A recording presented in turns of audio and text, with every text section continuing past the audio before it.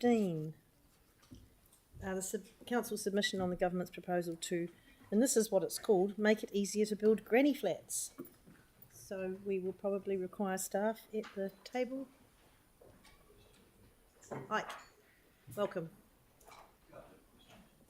Question? Where's that other? You had one little something you prepared earlier. Thank you. I'm happy to take the submission as read and answer any questions you may have. Okay, Councillor Moore. Thank you. The submission talks about the city being exempt from making it easier to build granny flats. It seems very heavy-handed. The submission is saying that all Tier 1 councils, 15 Tier 1 councils across the country have or are required to implement MDRS, which requires the permission of enabling 3 units per site, full dwellings. There's no limitations on size or anything like that. And so doing this further complicates the consenting pathway where there's already a great enablement. So the proposal within the submission is to say that for those Tier 1 councils that are required to have a large degree of enablement, like Plan Change 14, that they should be exempt from any direction through a proposed national environmental standard to implement granny flat controls. But MDRS and this are very, very, very separate issues. So the MDRS requirements, they achieve nothing for, a family home with a large section that they're sick of mowing that could have space for a granny flat and plan to keep it that way for many, many years. The issues are very, very different. So I disagree because a single site under MDRS can have multiple units. There's no subdivision that's required. So, for example, if you were to only have the granny flat control in isolation without MDRS, then you would only be allowed to have a 60 square metre unit at the back.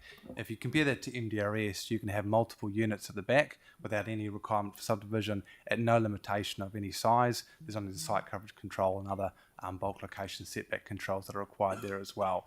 The other matter as well is that the proposed NES is only enabling for a granny flat to be associated to basically a single level detached dwelling at the ground floor. It's quite an inefficient use of land when compared to the intensification direction to go upwards. Our council's actively opposed MDRS for most of Christchurch and may end up doing so. So wouldn't this effectively mean you'd end up it would still be harder to build a granny flat in half of Christchurch or more when you're not allowed MDRS? I think the submission makes it quite clear that our framework at the moment in the district plan is far more enabling than what the NES has proposed. And we also have the requirement to implement the MPSUD, which isn't going away, through the direction that this government has provided. And so there's still quite a large degree of enablement within the most highly accessible areas that would enable multiple units to be constructed as well. But if we're not approving MDRS citywide, you would not have those rules for a significant parts of Christchurch. So you're saying the position would be not that we shouldn't be able to make it slightly easier to build a granny flat. I think that presumes we don't approve parts of MDRS and parts of Christchurch because it won't be easy to build a granny flat. So our position is it should continue to be hard to build one. No, through you, Chair, I think that presumes the outcomes of the Going for Housing Growth program that the government has signalled, which is to add to Policy 3 to make it even wider than what is there effectively currently, which is looking at accessibility.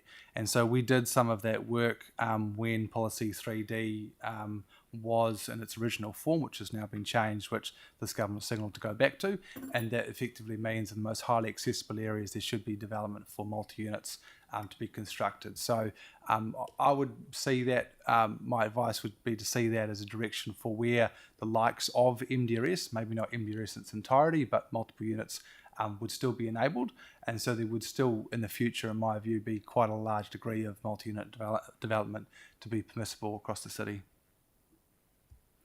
Okay, thank you. Okay, thank you. Councillor Templeton. Thanks so much. It's fair to say that it's a very technical submission, and from what I could read, there's lots of really good stuff in there about, for example, floor levels, those kind of things that would be needed, which is good. But I do agree with Councillor Moore in that I think that we should be making this easier, and given that the government is going to make MDRS optional, I do think that having a submission saying that Tier 1 councils who have to do MDRS should be exempt is probably not where we should be at. So if MDRS does become voluntary and our council does decide not to do it, then I do believe we should be making it much easier for single level dwellings on the back of properties. So have we got the capacity and the time to be able to change bits and pieces within the submission? Yeah, so the submission period, I believe, closes on the 12th Yeah. of August, so we have a few days. Okay. So we can, if you will, tone down the exemption direction. Yeah, I think so. Or take out the exemption direction. And yeah, I think that's probably good. The other one was on the permeability. So we, my understanding is that the current MDRS and PC14 kind of stuff, no, the government direction on those was 40% permeability. Is that right? No, that's incorrect. Was There's it- no was it direction in site MDRS. coverage? I thought we had permeability was in the... No, so the MDRS says that additional standards, well, the Act more than the MDRS says that additional standards can be introduced for permeability. PC14 doesn't introduce any of these. There's a site coverage control for building coverage that MDRS directs at 50%, and some leniency that PC14 introduces on that, but there's no permeability I controls. thought that was 50% site coverage and 60% non-permeable. No, that's incorrect. Oh, okay. In that case, 30% is good, but would we prefer 40? Like, especially if you, yeah. The advice that we've received is that a minimum of 30% is desirable. Beyond that, it can potentially become tricky to develop, but 30% works best. We're still working through, obviously, the modelling for catchments for stormwater management, but at this stage, the advice very much is 30% at a minimum. Okay. Thanks. I'd like to propose that we maybe get a small group of councillors together to Yes, we're just to working sign on off on If- that if we based on the feedback and stuff that we get We give the guidance to what we want, and we can around. even if it's me and you. Maybe Sam and council's Sarah. happy with that. Yeah, Two of something us. like that. Are you happy with that? Councillor do you- Moore, Keen? If it's okay, could we delegate to a small group? Because I think we had difficulty when we had a larger group can meet, but if you delegate to that large group, we couldn't get the submission submitted No. in the end. So larger group meet, but only two. Okay. Delegate to two people. Is there a possibility to, forgive me if I'm on the wrong thing here, but you're talking about exempting Tier 1 councils who may have MDRS options, but couldn't we apply the granny flat rule to areas outside the MDRS areas? Yeah, thanks much. Yeah, through your We chair. will have some. That's right. So the discussion document talks about enabling it across rural and residential areas alike, and asks about whether or not any other zones should be further enabled as well. We do permit through the district plan the likes of minor residential units at 70 square metres across almost all rural areas and 80 square metres across all residential areas. So again, more enabling than what is proposed in the discussion document. Right. Okay. Didn't know that. Right. No. Councillor McDonald. Yeah, I think we're nearly there, which is delegating it to yourself and Councillor Templeton. But I just want to be clear, because I agree with Sarah, I've said that publicly now, and Andre, around removing that submission point around applying for an exemption. Because to me, when I read it, I kind of went, why would we do a submission? I mean, our submission would just be, we want to not be included in this proposal, basically, if that was the case. So I'm keen to delegate it, but I just, and I think that's what you've both picked up anyway, is to remove that submission point altogether. Yeah. So I don't know if you need that in the wording, or whether you're happy just to pick that up. Yeah. Pick it up. Cool. And Well, then is I'm it happy to move it. understanding If you're... that you can talk to their consult with other councillors. I'm happy to Yeah. move it then, if you like. Yep. Okay. Yep. I've got a couple more questions. Councillor Coker. If MDRS was implemented, they wouldn't stop granny flats being built, would it?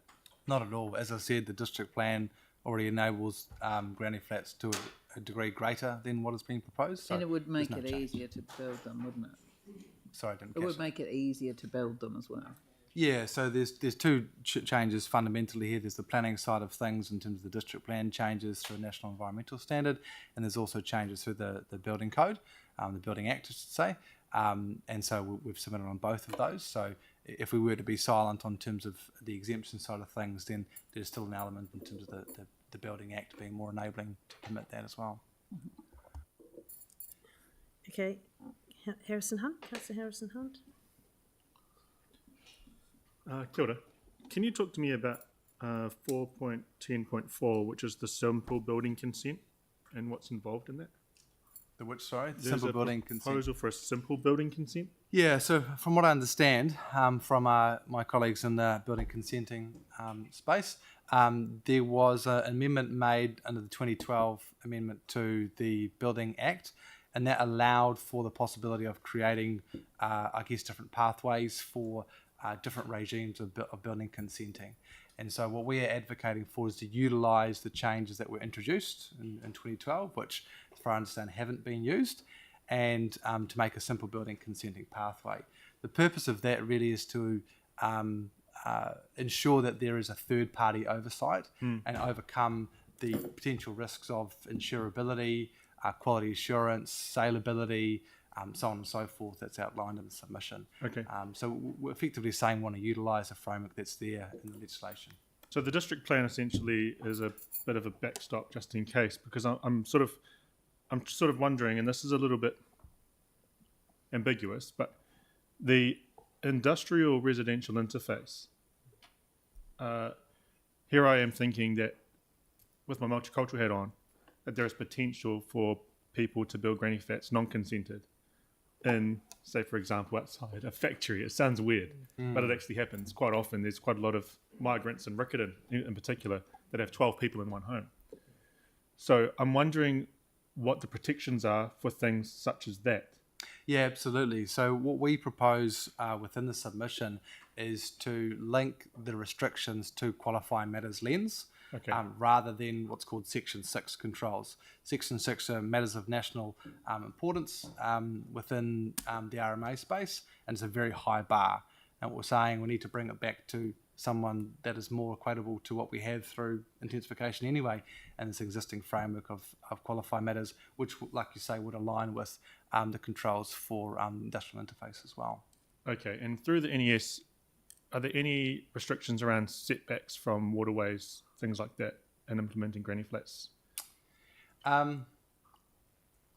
Again, the way that they have discussed it in the discussion document is to have specific setbacks and to have an only exemption to that is a Section 6 national significance criteria. Okay. And so whether or not, top of my head, that would align with the waterway setback, I'm unsure. But again, if we were to hark back to having the qualifying matter criteria applied over that, that would definitely mean that we have that control. So there's still potential of having a localised bespoke control through a Christchurch lens, regardless of whether this gets implemented or not. Correct. So Section 6H says that, for example, natural hazards only of significant risk are captured. Yep. And what we say in our submission, that's a bar too high.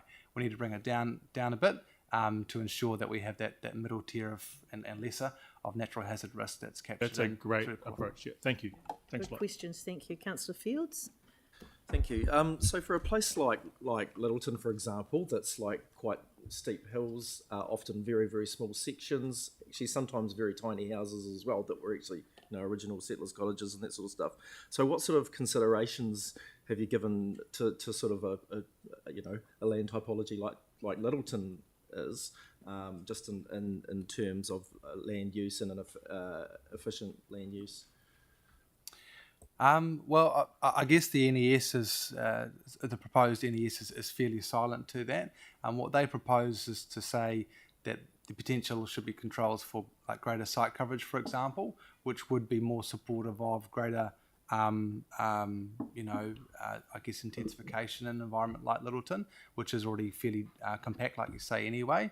What we are saying is that the NES standards should be quite limited to ensure that local conditions like Littleton can be considered, rather than having a blanket approach.